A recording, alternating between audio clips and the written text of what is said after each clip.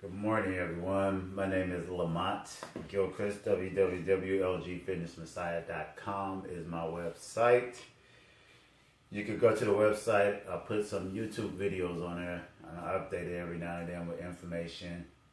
It also gives you a link to my Zoom group, where I share a lot of nutritional information and my methodology and science that I've been conducting for the last 25 plus years.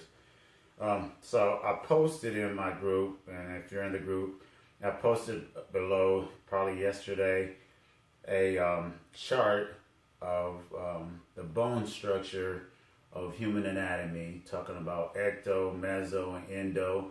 Gave you some characteristics of those different bone structures.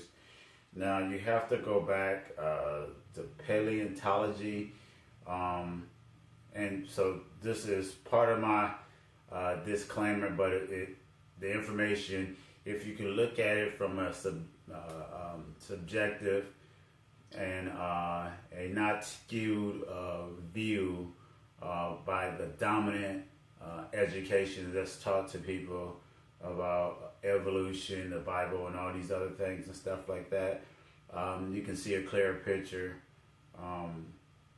to what it is that I'm about to explain to some degree. But they used to try to classify human species, Homo sapien, Cro-Magnon, and all the other evolutionary species of what they call Homo, I won't even say human or Homo sapien. If you understand the branching of evolution and original man, Homo sapien, then you can kind of get an idea. But they used to try to classify people by the bone structure, if you could be, Caucasian, and the other aspects that they used to explain. So let's talk about Ecto, Meso, and Endo.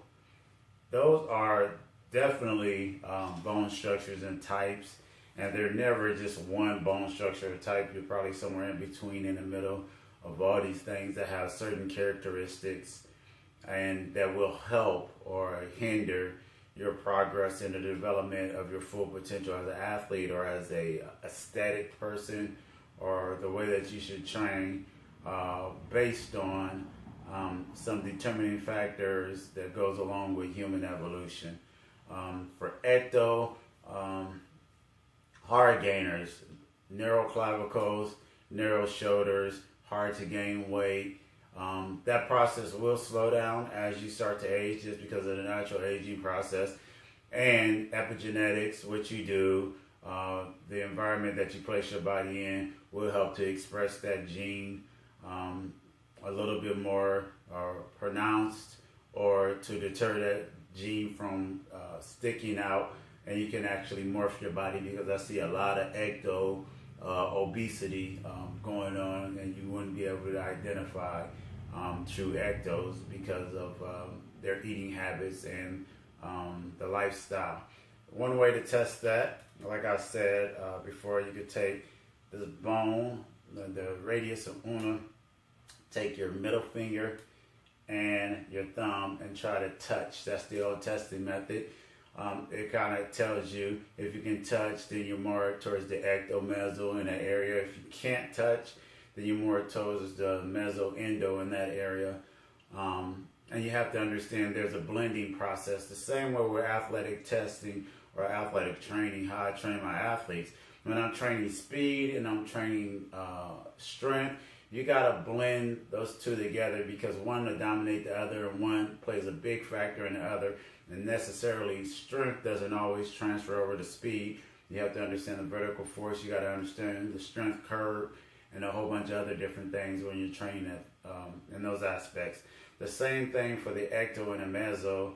I use ecto and endo because meso is Adonis. So, meso has the best of both worlds. They're just like genetically gifted, and there's a lot of meso people out there.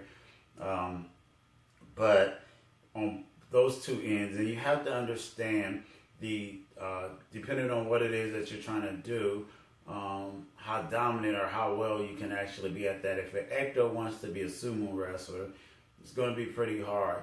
And if an Endo wants to be a marathon runner, it's going to be pretty hard. Nothing is impossible, because the human evolution and the human mind and the human determination and will is the strongest thing that exists in this reality, as far as manifesting and figuring out ways of doing particular things that have never been done or never been seen in certain times in a period of times.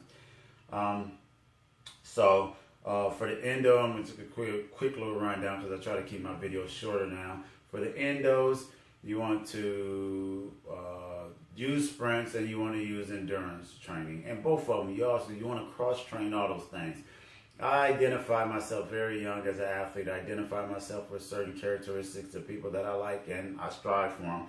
So I know myself completely as an athlete, and as I age, I knew I was explosive. I knew I could get off the ground. I knew I was strong. I knew my neurotransmitters worked faster than other people. I knew my reaction time, my cut-stop time. I knew that my endurance wasn't that great, so I tried to strengthen it. I knew that my takeoff speed was that great, but my top speed wasn't that good, so I improved on my turnover with biomechanics. I know what I am as a basketball player. I know that my first step is daily. I jump high. My defense is shut down. Probably one of the best defenders that transfer over into my defensive back career, and I use basketball and footwork to actually do that.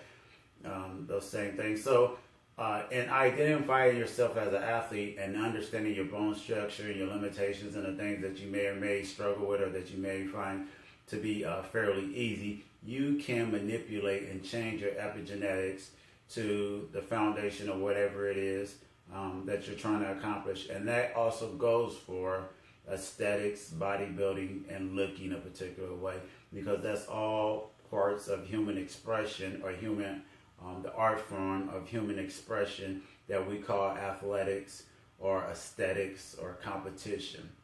For more information on how to do that, you can contact me on my website, www.L.G.Fitness-Messiah.com. Get a consultation. We'll go over it. I've given consultations. I had somebody just contact me that I gave a consultation last year, and to how to improve their bench and everything else like that. And I'm going to post a video. They are off the chart, doing very, very well, Brett. Great job. And my best form of people say, well, who's your best clients? Is the clients that when I post these videos and I give this information, they excel because they have the determination, and then I give them a little bit of guidance, and they believe and they achieve what it is. Just like Yeshua said to the man who came to try to get his servant helped.